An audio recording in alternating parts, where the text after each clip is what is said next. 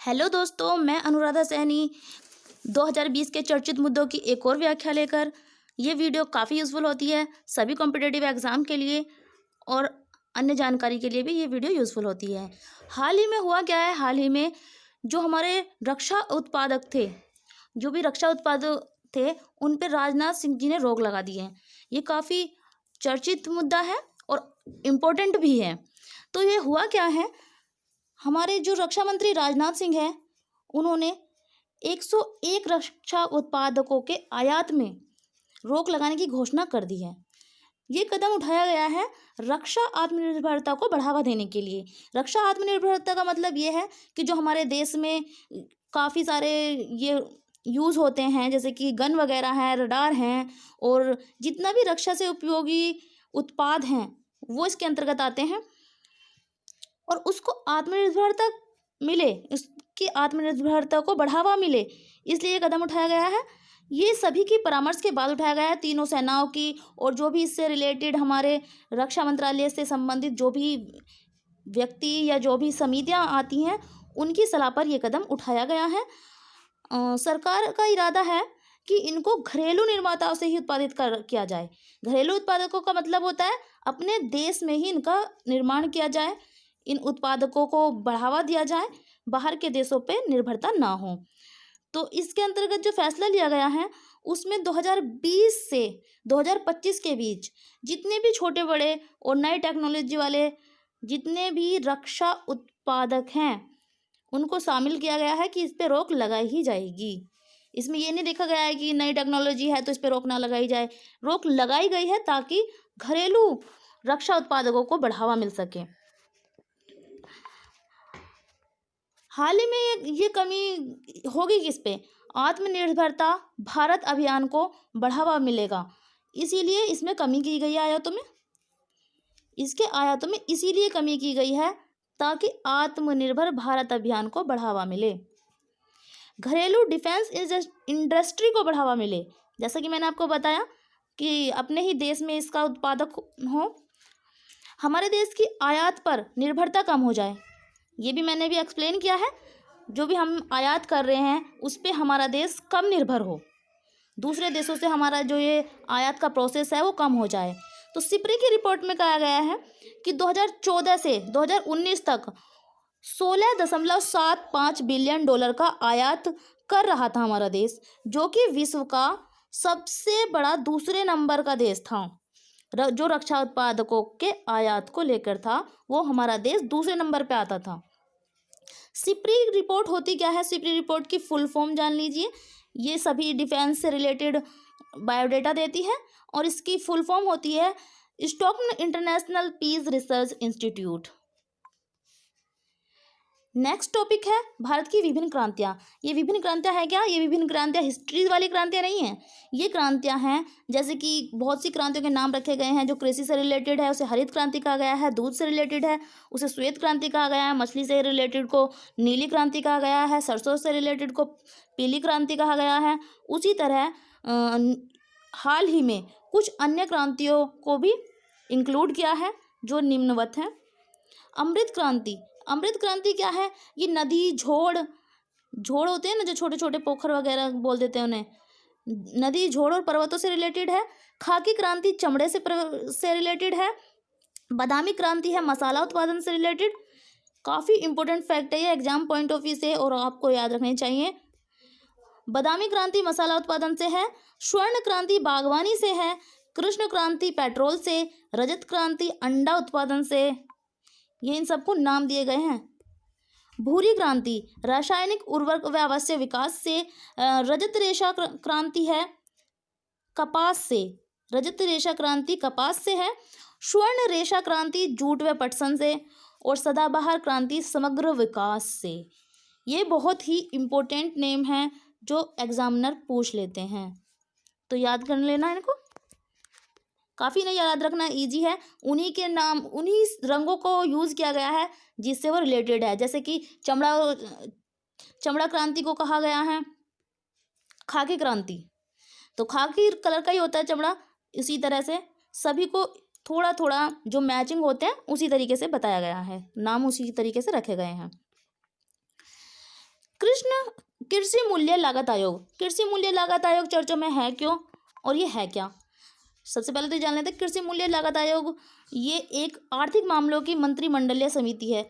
इसका मतलब होता क्या है कि जो आर्थिक मामले संभालते हैं, देश को आर्थिक रूप से जो हितों की बात करती हैं जो समितियाँ, वो इसके अंतर्गत आती हैं।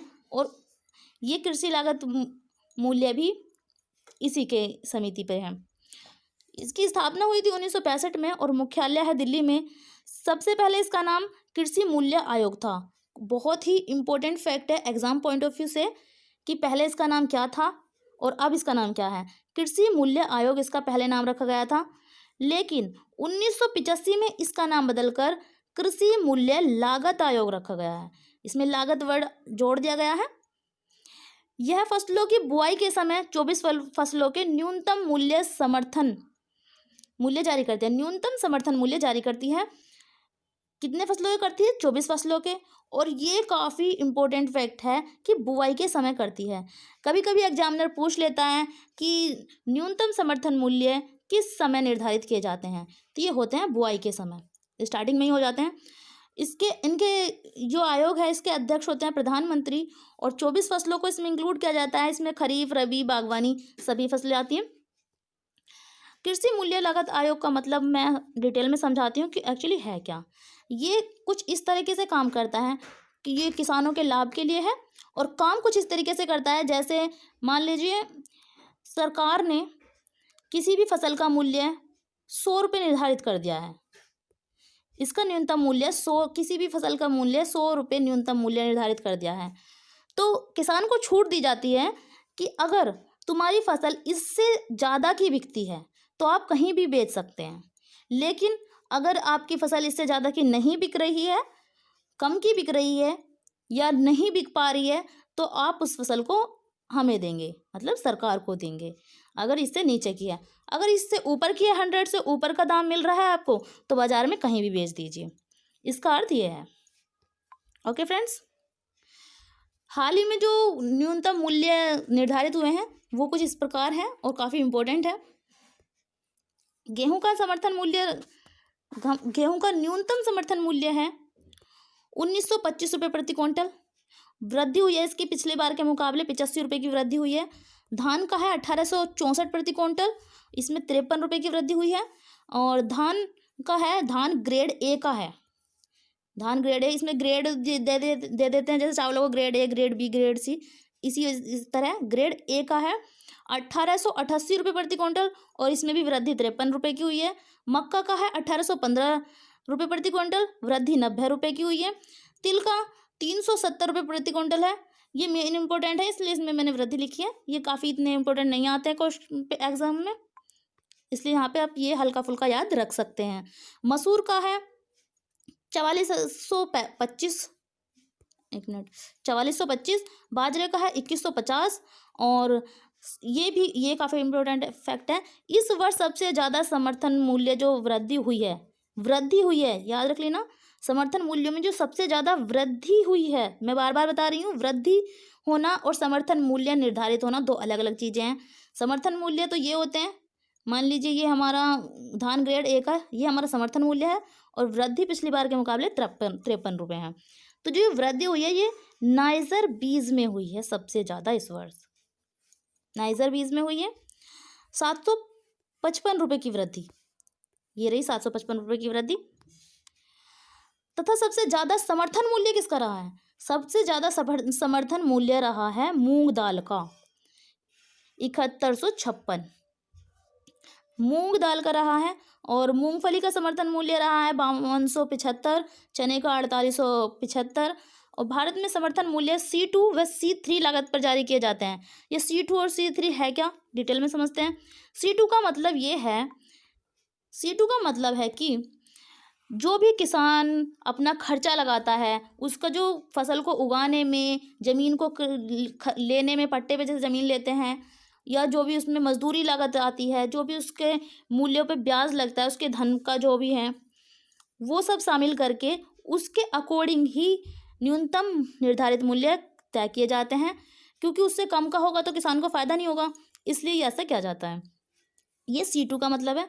और C3 का मतलब ये है कि जो C2 के अंतर्गत है, जो मैंने अभी बताया, उसको प्लस जो किसान का अन्य प्रबंधन पे खर्चा आता है, जैसे कि बाहर के इलाकों में बेचने में खर्च आ जाता है, उस सब खर्च का 10% मिलाने के बाद उससे जो ऊपर ही निर्धारित मूल्य तय किए जाते हैं, ताकि किसान को नुकसान ना हो।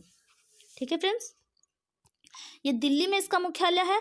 और दिल्ली की थोड़ी सी जीके जान लेते हैं। दिल्ली का पोर्शन हमारा यहाँ पे पड़ता है, दिल्ली, ये जो हमारा ये है ना उत्तर प्रदेश के, और पंजाब और ऊपर हिमाचल प्रदेश पड़ता है। ये यहाँ को हमारा छोटा सा एरिया दिल्ली का है। और दिल्ली की कैपिटल की पहली बात तो दिल्ली एक यूनियन टेरिटरी है, केंद्र शासित प्रदेश है, और इसकी राजधानी भी यही है, नई दिल्ली। यहाँ के गवर्नर है अनिल बैजल, सीएम है अरविंद केजरीवाल। यहाँ का क्षेत्रफल है 42.7 स्क्वायर किलोमीटर। और यहाँ की जनसंख्या है 2,49,998। साक्षरता दर है 86.34%। ऑफिशियल बर्ड है हाउस स्पैरो, और ऑफिशियल एनिमल है नीलगाय। और यहाँ पे लैंग्वेज बोली जाती है हिंदी।